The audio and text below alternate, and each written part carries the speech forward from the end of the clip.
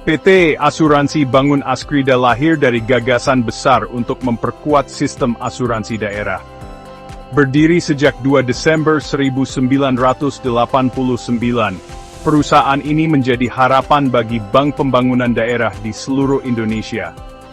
Dengan modal awal 400 miliar rupiah, Askrida berkembang pesat, mendapatkan izin usaha pada 14 Maret 1990, dan sejak 1996 sahamnya dimiliki oleh 27 pemerintah daerah provinsi. Namun, di balik megahnya bangunan dan laporan keuangan yang tampak sehat, ada rahasia gelap yang menggerogoti perusahaan ini dari dalam. Investigasi mengungkap dugaan praktik korupsi di tubuh Askrida.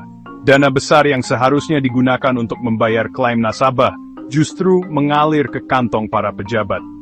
Komisi besar yang diberikan kepada broker dan pejabat cabang tidak wajar, bahkan melanggar Undang-Undang Usaha Perasuransian dan Regulasi OJK, POJK nomor 20 tahun 2023. Keuangan negara pun dirugikan.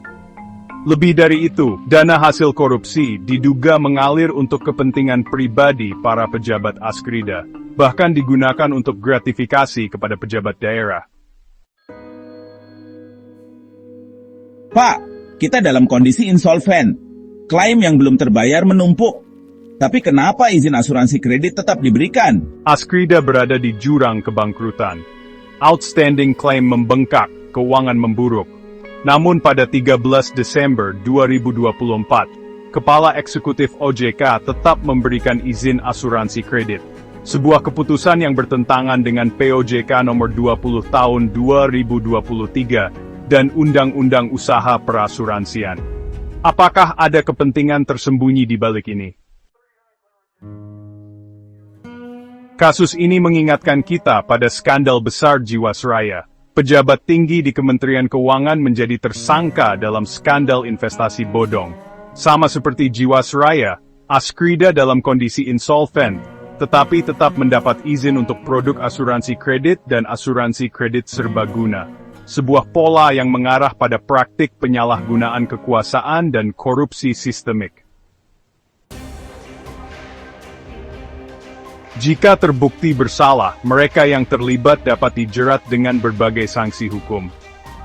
UU nomor 21 tahun 2011 tentang OJK, dengan ancaman hukuman 6 tahun penjara dan denda hingga 15 miliar rupiah.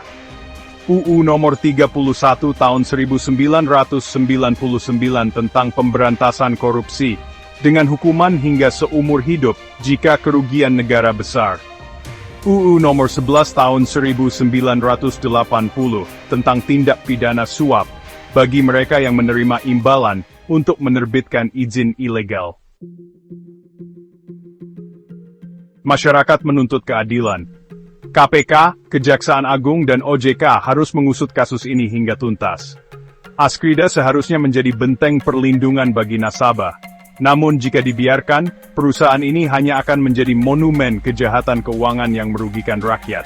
Saat uang berbicara, keadilan bisa terancam bungkam. Tapi apakah kita akan diam?